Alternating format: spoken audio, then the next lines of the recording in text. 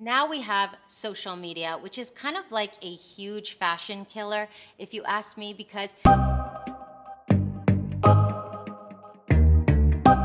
in this video, we are going to break down the difference between a trend, a classic, and a fad. How can we learn to be a little savvier with our purchases, buying habits to avoid, how to shop smarter, things that I've touched on several times on this channel, but today we're taking a little bit more of a deep dive. Let's get right into it. Before I get started, a lot of you guys have been commenting on this curly hair, asking for a tutorial. These are things I discuss in my vlogs, and I usually do drop a vlog like once a month. So, look out for those. So easy, honestly. This is like electrocution chic is what it is. And a lot of you are living. So I guess I'll show you how I do it. So the first thing I want to talk about today are trends and what it means to be on trend, to buy trendy, to look trendy.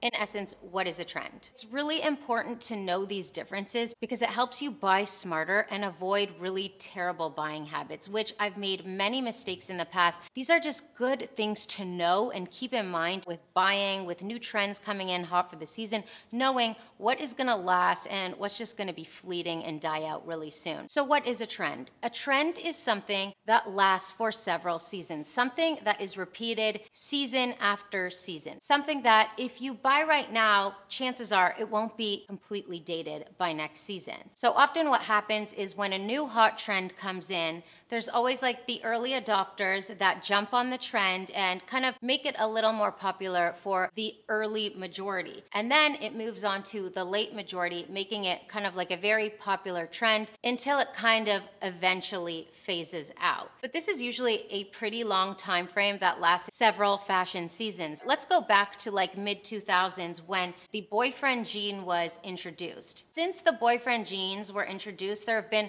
so many different trends in denim. However, the boyfriend jeans have always kind of been tagging along. Yes, they have evolved to a certain degree, but generally that trend of like a relaxed mid-rise kind of cropped denim has kind of been relevant in fashion for the last decade. That's a trend that has lasted for several seasons now, and it's still kind of going pretty strong. Around the same time that the boyfriend jeans really took off, same thing with the boyfriend blazer. The boyfriend blazer introduced like a new silhouette to your classic structured suit blazer. A new longer, looser blazer hit the scene around the mid-2000s and has been kind of trucking along ever since. That's also around the same time that we started seeing really strong shoulders. Now, at the time that those strong shoulders first came in, it was a little too much for a lot of people. However, a lot of fashionistas gravitated to this style right away. Now, just like denim, blazers have had a very big evolution, but we are still seeing in 2021 versions of this boyfriend blazer. Right now, we have a very relaxed, oversized blazer. We still have very strong shoulders, very, very popular in fashion today.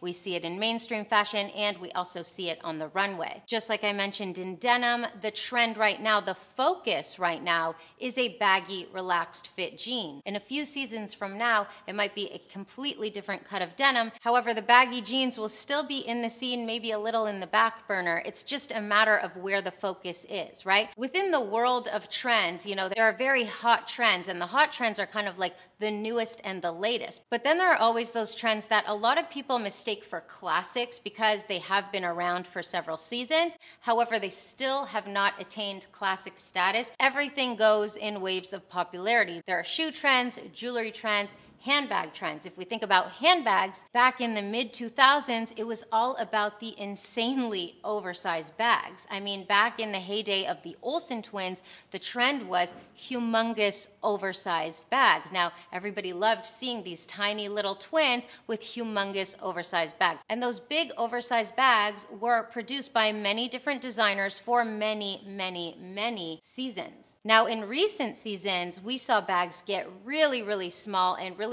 micro, almost like making a complete joke out of us. However, the focus of the trend was then put on the mini handbags. And for the last few seasons, all these luxury bags that were always popular in the bigger sizes, like for example, the Hermes Birkin 35, have now become so much more popular in the size 25. Same with the Chanel Jumbo, which I talked about in a recent video. The focus really used to be on the Chanel Jumbo. Now it's kind of all about the small and the mini. And it's not just the size of handbags, it's also the style of handbags. handbags. There was a solid 10 years that the hobo style handbag was very, very trendy. Again, kind of like that Olsen twin era.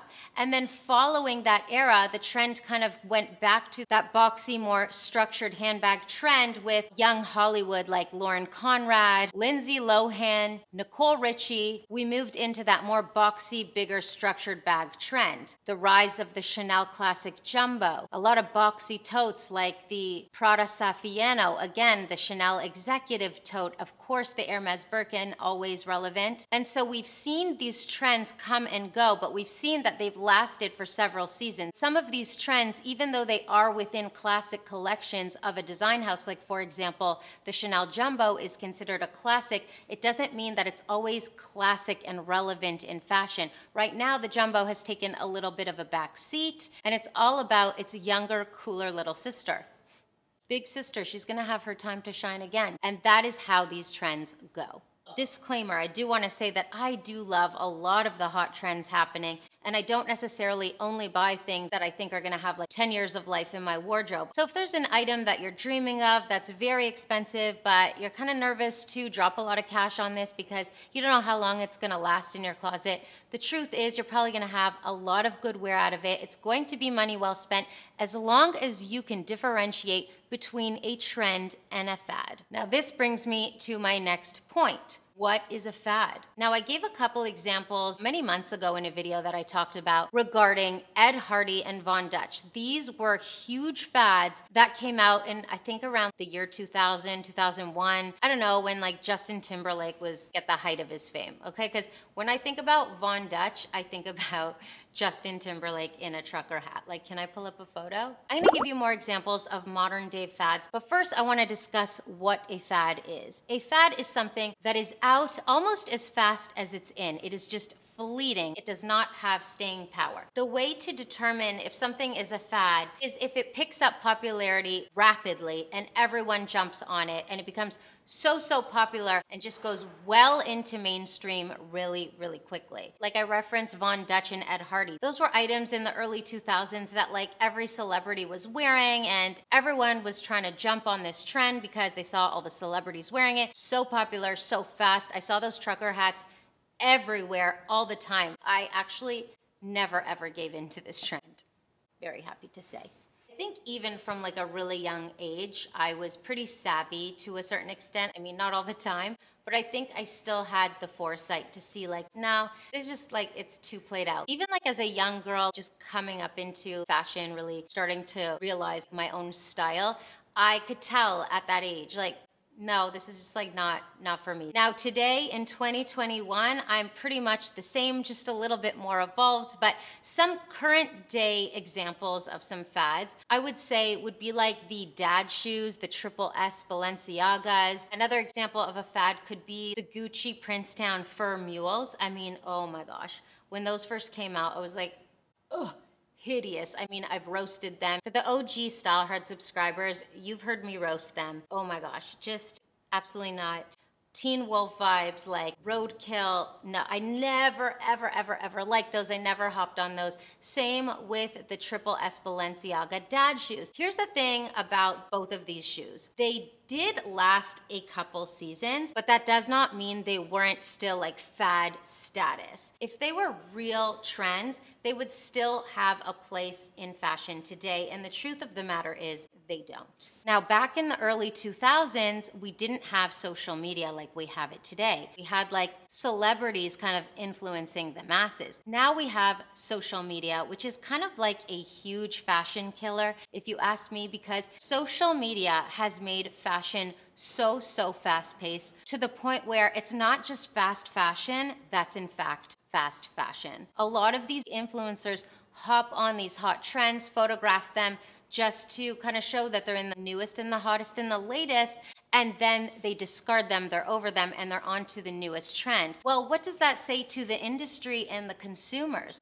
What that says is that we always have to be on the newest, hottest, latest trend or fad, which kind of tells us that a lot of trends today don't have a lot of staying power. So it's really important to see what gets super popular super quickly. I think a lot of the problem with these is that people just want it to be bold and different because it's like, I'm different. I'm wearing these like ugly, hideous shoes that you guys don't know about, but once you guys all know about them and wear them, I'm over them. And that is kind of a bit of the problem with the fast pace of fashion happening today. You know, like I've said so many times, I really think this should be my tagline by now, because I think I say it in every other video.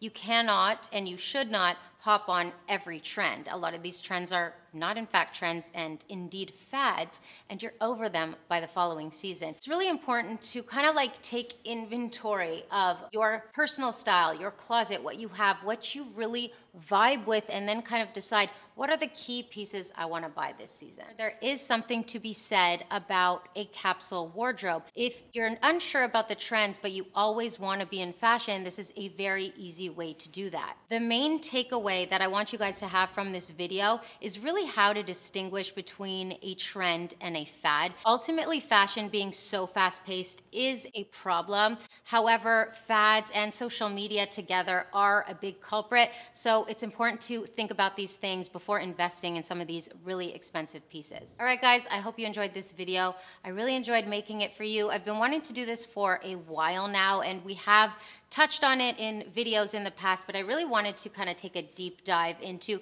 the real differences between trends and fads. If you like this video, make sure you like it, leave me a comment. I love hearing from you, and I'll be back in a couple days with another really great video that you're gonna love, and I cannot wait to see you. So until next time.